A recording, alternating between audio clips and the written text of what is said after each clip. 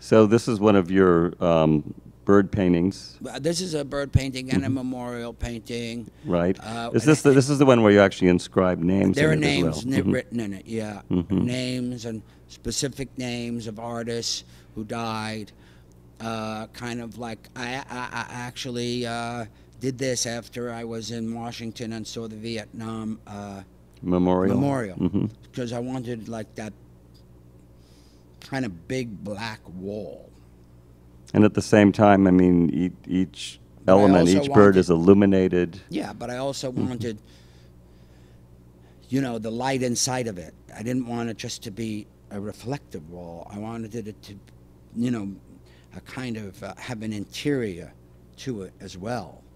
Just like the people had. See, this is called Nights Not Nights, and this is actually like there are little hands in there. I don't know if you could see them, but they're in there. They're kind of holding on to, or trying to grab the little dots that are falling. Uh, but again, it's like there's a lot of stuff. The fuzzier dots are kind of under the surface. The hands are like on the surface. Then there are dots on top of the surface. So there's like, I thought of it as like the skin, and then there are breaks in the skin where you could see the structure really of the painting, the inside of the painting, so that you could peer in. But I mean, I'm also like, I'm very concerned with the fact that that light is not real. That is an artifice. It's actually a little blob of white paint. So to go from looking inside of the body of a painting to a little blob of white paint that's outside of something that's just a blob of paint is, for me, to go from the really the sacred to the profane, to kind of go in that. There's like that, I mean, for want of a better word, there's like that cosmic cycle. There's the realness of painting, and then there's the kind of indescribable search for things that are really outside of our grasp.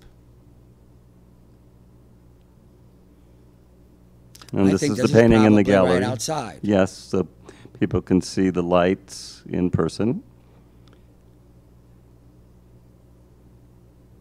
And this news Again, clipping. this is a newspaper clipping, yeah. I guess it must be. And another beautiful bird painting.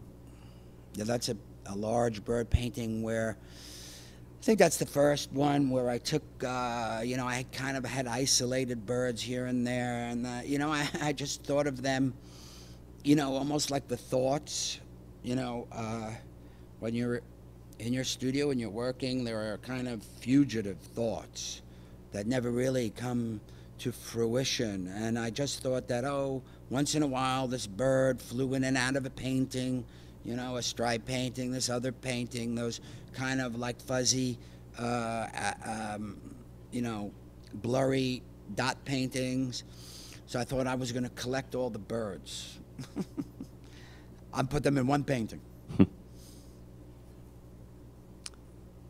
And these are Well, these are watercolors. more interiors. Mhm. It's almost like the space of a dome. Of a Duomo, yeah, the Duomo in Florence. Yeah, Mhm. but also really had to do with like stars and light and that kind of twinkling of the sky and night and looking upward instead of inward. Was this all coming from within, or was there anything else, like inspiring you, like since this is relating to, say, the architecture of a dome, when you would make a shift to something like this, did it just kind of evolve internally, or was there something external?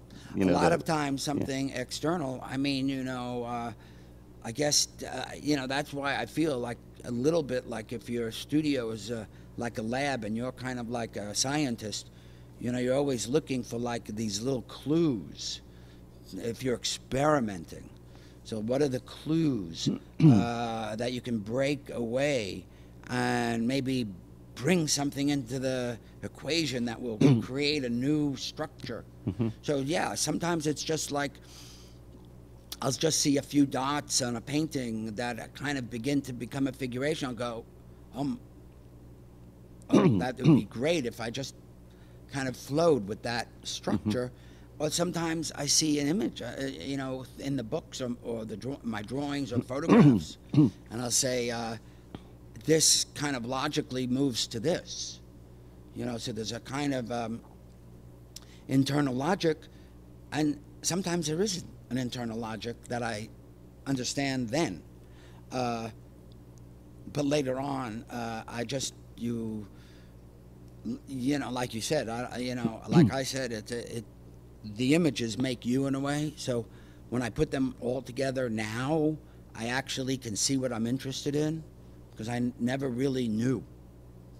No, you have to step back from it for a bit, and then know, it begins to make more sense. Experience Yeah. and the work. When it becomes a memory, it becomes clearer you know, sometimes. you have to put in the work, and then you Yeah. could look at it and think, gee, this is what I'm interested in. And so this led to paintings such as this one. Yeah, I mean, they're actually quite simple paintings. I mean, put these dots on it, and then painted it really heavily, and then scraped it all off so that you could actually see inside. Like the green is all the underpainting. It's not put on top. It's like looking inside the room, looking inside the space, you know, kind of looking up into the sky. You know, because so many of my paintings, you know, have to do with like how, you know, how can you be, well, try to be intelligent,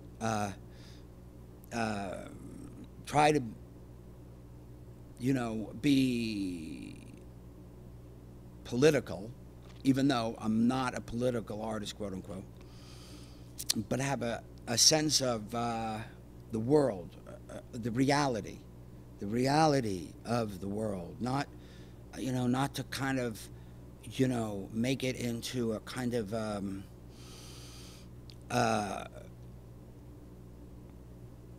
what's the word?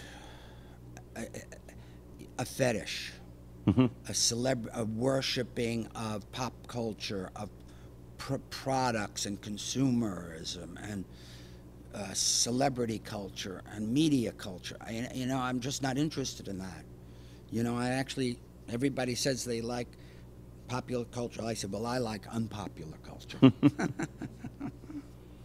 And now we move into another body of work where the floral motif enters into the work. They were in some earlier works, but now they become... Well, again,